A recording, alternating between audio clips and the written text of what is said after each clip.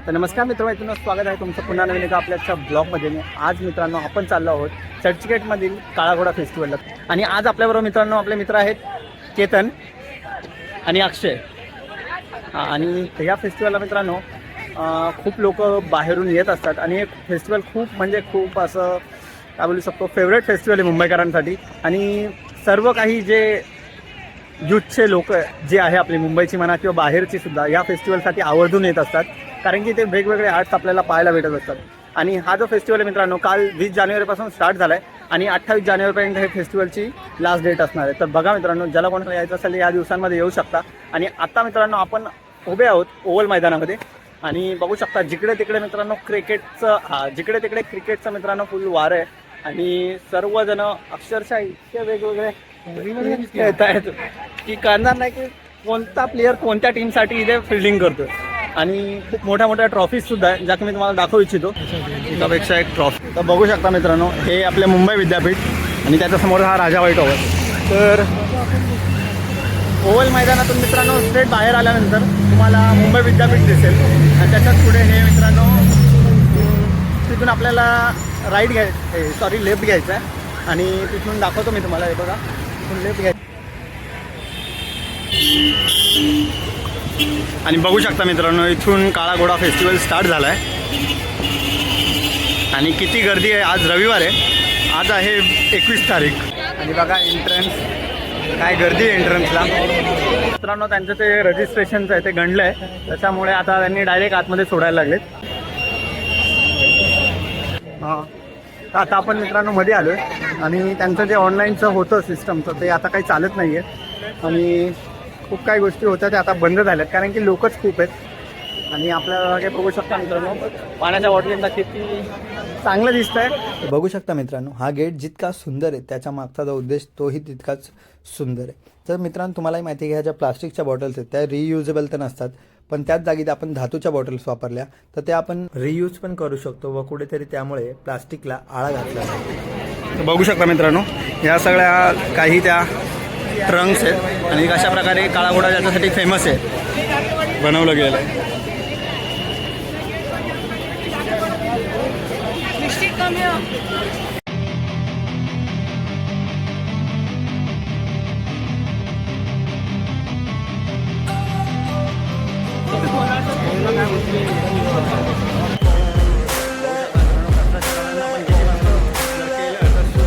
होऊ शकतो.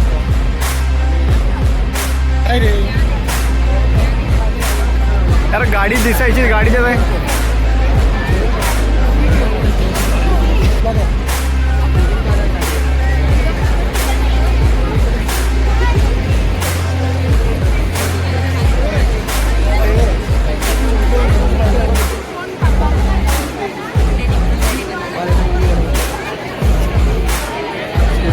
दोन मिनिट.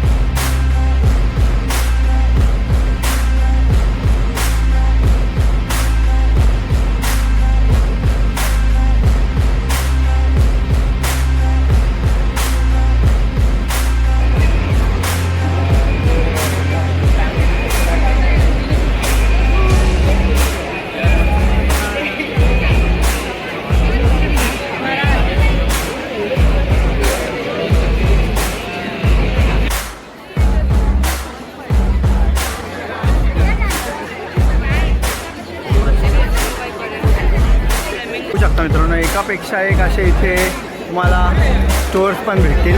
आणि बघू शकता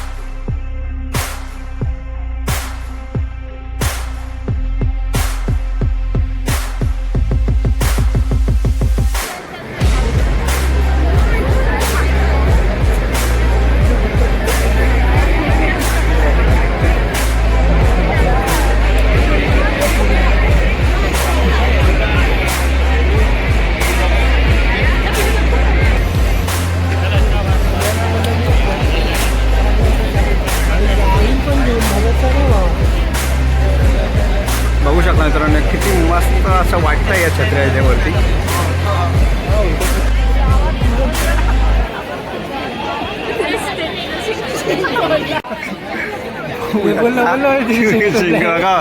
त्याला म्हणतात कव्हर करणं. असंच असतं मित्रांनो, जर आपल्याकडून काही तुटलं बिटलं लवकरात लवकर तिकडून झटकून जा.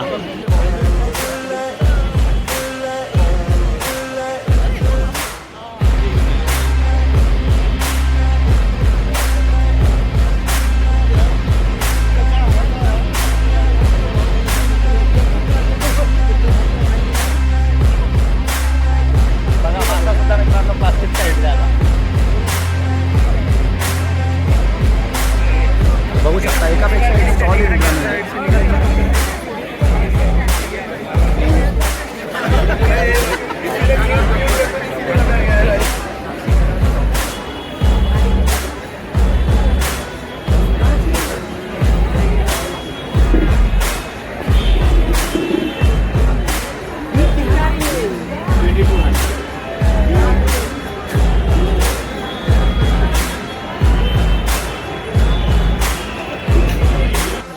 आर्ट फॉर्म काही दिसतोय.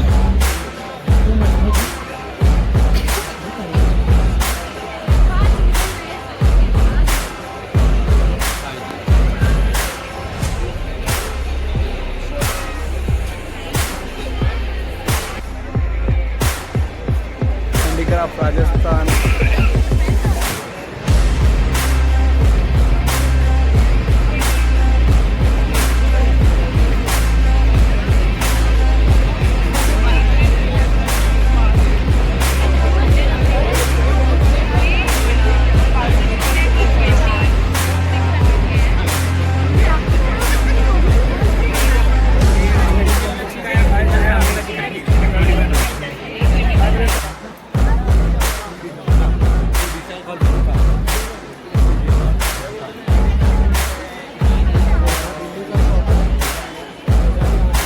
बघू शकता मित्रांनो, बायोस्कोप तर जुन्या टायमाचा बायोस्कोप बघू शकता. दाखवत आहे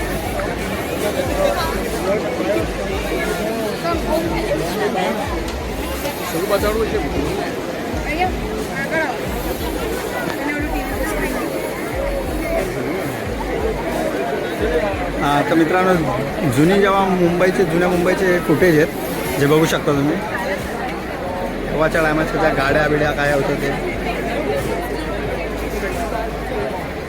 आणि ताजमहल हॉटेल, वॉच टॉवर, हे चर्चगेट आहे का काय? हां, शिवाजी महाराज, माहीमचा किल्ला,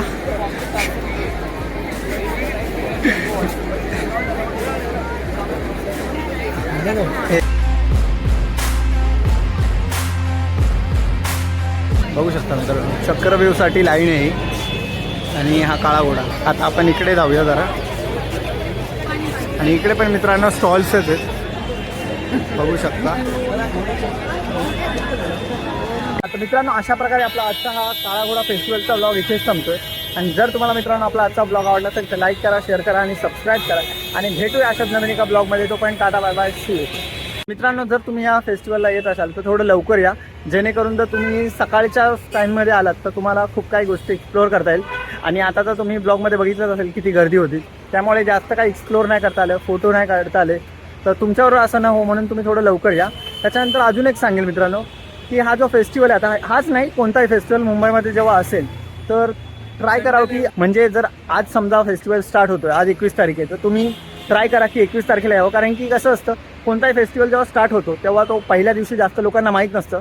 आणि तुम्हाला तुमच्या मनसोक्त अशा ठिकाणी तिकडे जाऊन तुम्ही फोटो काढू शकता, तुमचा टाईम स्पेंड करू शकता. पण जेव्हा तो त्याच्या रील्स बनतात किंवा तो व्हायरल होतो खूप, तेव्हा खूप लोक येतात आणि त्यामुळे अशी गर्दी होते. तर ही काळजी घ्या आणि भेटूया नवीन ब्लॉगमध्ये. आणि पुढच्या वर्षी तरी काळा घोड्याला आपण पहिल्या दिवशी जाऊया, जेणेकरून आपल्याला अशी गर्दी फेस करावी लागणार नाही. चला मग मित्रांनो, भेटूया.